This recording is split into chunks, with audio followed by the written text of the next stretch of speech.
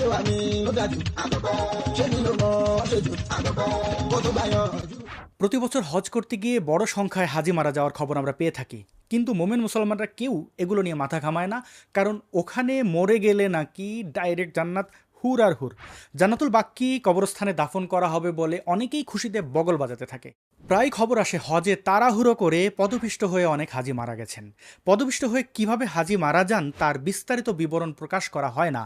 হজ থেকে বেঁচে আসা হাজিদের কাছ থেকে আমরা জানতে পারি যে পায়ের তলায় পিষ্ট হয়ে যারা মারা যান তাদের নাকি পেছন দিক দিয়ে মলমূত্র, নাড়ি ভুঁড়ি বের হয়ে যায় এবং মলমূত্র, নাড়ি ভুঁড়ি সহ দেহের বিভিন্ন অংশ মানুষের পায়ে পিষ্ট হয়ে একদম ভর্তা হয়ে যায়। বলা হয় হাজিরা নাকি আল্লাহর মেহমান। তো আল্লাহ হাজিদের হত্যা করিয়ে পায়ের তলায় ফেলে দেহ ভর্তা বানিয়ে এ কেমন মেহমানদারি দেখান?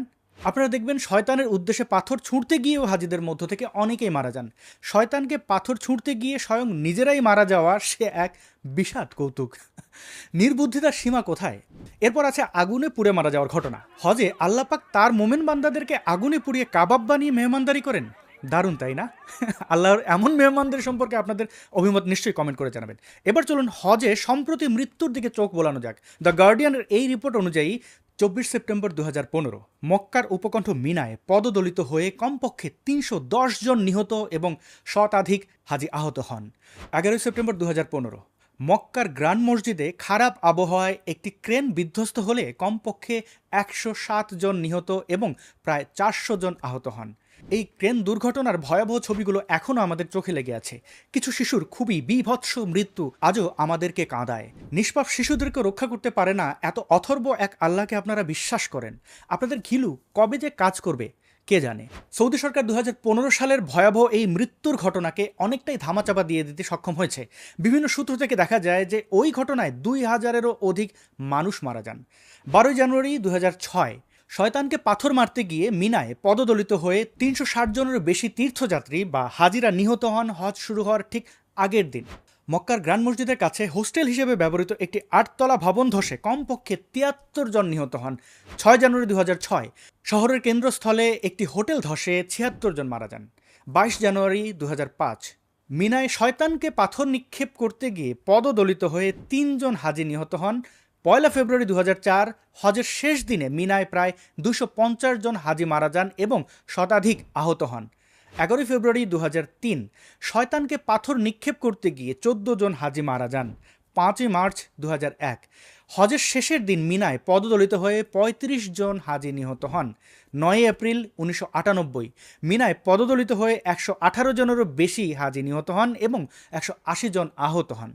15 এপ্রিল 1997 মিনায় তাঁবুতে আগুন লেগে 343 জন হাজি পুড়ে মারা যান এবং আহত হয়েছেন 1500-এরও বেশি। 24 মে 1994 মিনায় শয়তানকে পাথর মারতে গিয়ে 270 জন হাজি নিহত হন। 2 জুলাই 1990 মিনায় পদপিষ্ট হয়ে 1426 জন হাজি নিহত হন, যাদের বেশিরভাগ এশিয়া মহাদেশ থেকে হজ করতে গিয়েছিলেন। 10 জুলাই 1989 গ্র্যান্ড মসজিদের বাইরে দুটি আক্রমণে 1 জন নিহত এবং 16 জন আহত হন। সৌদি সরকার 16 জন কুয়েতি শিয়াকে অপরাধের জন্য দোষী সাব্যস্ত করে ঘটনার কয়েক সপ্তাহের মধ্যে মৃত্যুদণ্ড কার্যকর করে। 31 এপ্রিল 1987 সৌদি নিরাপত্তা বাহিনী ইরানি হাজিদের একটি বিক্ষোভ দমন করে। একটি সরকারি হিসাব অনুযায়ী এতে 275 জন ইরানি সহ 400 জনেরও বেশি লোক নিহত হয়েছেন। 20 ফেব্রুয়ারি 1979 সৌদি সরকারের বিরোধিতাকারী শত শত বন্দুকধারী গ্র্যান্ড মসজিদের ভেতরে নিজেদের ব্যারিকেড করে কয়েক ডজন হাজিকে জিম্মি করে। হামলা এবং পরবর্তী যুদ্ধে সরকারি হিসাবে 153 জন নিহত এবং 560 জন আহত হয়েছে। এই ঘটনায় কাবা ঘর 2 সপ্তাহের জন্য বেদখল হয়ে যায়। বলেন তো এটা কিভাবে বাইতুল্লাহ বা আল্লাহর ঘর হয়? আল্লাহ কেন তার ঘর পুনরুদ্ধারের জন্য আবাবিল পাঠালো না? এই প্রশ্নের জবাবও নিশ্চয়ই মোমেন বন্ধুরা এই ভিডিওর কমেন্ট বক্সে জানিয়ে যাবেন। ডিসেম্বর 1975 মক্কার কাছে একটি হজ শিবিরে গ্যাসের ক্যানিস্টার বিস্ফোরণে শুরু হওয়া একটি বিশাল অগ্নিকাণ্ডে 200 জনের মৃত্যু হয়। উল্লেখযোগ্য এই ঘটনাগুলো ছাড়াও অনেকেই হিট স্ট্রোকেও মারা যান। সমগ্র পৃথিবী থেকে মুমিন মুসলমানরা বিভিন্ন ভয়াবহ রোগ মোবারক নিয়ে হজে উপস্থিত হয়ে সেগুলো সবার মধ্যে ছড়িয়ে দেয়। করোনার সময় আমরা দেখেছি যে কাবায় হাজিদেরকে জীবাণুর মতো করে একেবারে ডেটল দিয়ে সাফ করে দেওয়া হয়েছে। অর্থাৎ করোনা ছড়িয়ে যাওয়ার ভয়ে হজ ওমরা বলতে গেলে এক প্রকার বন্ধই করে দেওয়া হয়। সাধারণ সময় হজে যাওয়ার আগে যদিও হাজিদেরকে কিছু রোগের টিকা নিতে বাধ্য করা হয়, কিন্তু সকল রোগের টিকা তো আর সবার পক্ষে সব সময় নেওয়া সম্ভব হয় না, তাই না? আমাদের আশেপাশে অনেককেই আমরা দেখেছি যে হজে গিয়ে তাদের শরীর ও মনের উপরে যে চাপ পড়ে সেটা তারা আর সামলে উঠতে পারেন না, দেশে ফিরে শয্যাশয়ী হয়ে অবশেষে ধুঁকে ধুঁকে মারা যান। আপনারা জানেন কি, এই বছর এখন পর্যন্ত 12 জন বাংলাদেশের নাগরিক হজ করতে গিয়ে মারা গেছেন। এবার ভাবুন তো, সারা বিশ্ব থেকে আসা কতজন হাজি সেখানে মারা গেছেন। বাংলাদেশ থেকে এই বছর লক্ষাধিক হাজি হজ করতে যাওয়ার কথা রয়েছে। ইতিমধ্যেই 85,252 জন সেখানে পৌঁছে গেছেন। এবছর হজে যাওয়ার ক্ষেত্রে সরকারি বেসরকারি প্যাকেজ গড়ে জনপ্রতি 6 লক্ষ টাকা। জনপ্রতি এই 6 লক্ষ টাকা খরচ করলে দেশের মোট কত টাকা খরচ হয় চলুন আমরা একটু হিসাব করে দেখি। 85,252কে যদি আপনারা 6 লক্ষ দিয়ে গুণ করেন তাহলে 5,115 কোটি 12 লক্ষ টাকা খরচ হয়। একটা দরিদ্র দেশের লাখো পরিবার থেকে জনপ্রতি 6 লক্ষ টাকা করে খামোখা নষ্ট করা হলে এর ফল কি হতে পারে আপনারা নিশ্চয়ই ভেবে দেখবেন। সৌদি আরব ভালো করেই জানে যে তাদের তেল ব্যবসা খুব বেশি দিন চলবে না, তাই তারা পর্যটন, হজ, ওমরা এগুলোতে জোর দিচ্ছে, এগুলোতে খুব বেশি মনোযোগ দিচ্ছে। হজ থেকে বছরে তাদের $10 বিলিয়ন বেশি অর্থ আয় হয়ে থাকে। চিন্তা করে দেখেন, আল্লাহর ঘর থেকে তারা ইনকাম করে, তাও আবার প্রতি বছর $10 বিলিয়ন বেশি।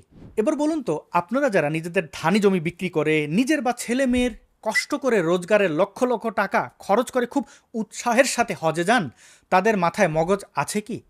নাকি ইমানের চাপে সব পচে গলে নষ্ট হয়ে গিয়েছে? সম্ভব হলে ভেবে দেখবেন, ন্যূনতম কমন সেন্স থেকে থাকলে আপনারা এত বড় অর্থনৈতিক ও নিজের জীবনের ঝুঁকি নিয়ে হজ করতে যেতেন না। সবার মধ্যে সচেতনতা তৈরি হোক, শুভবুদ্ধির উদয় ঘটুক।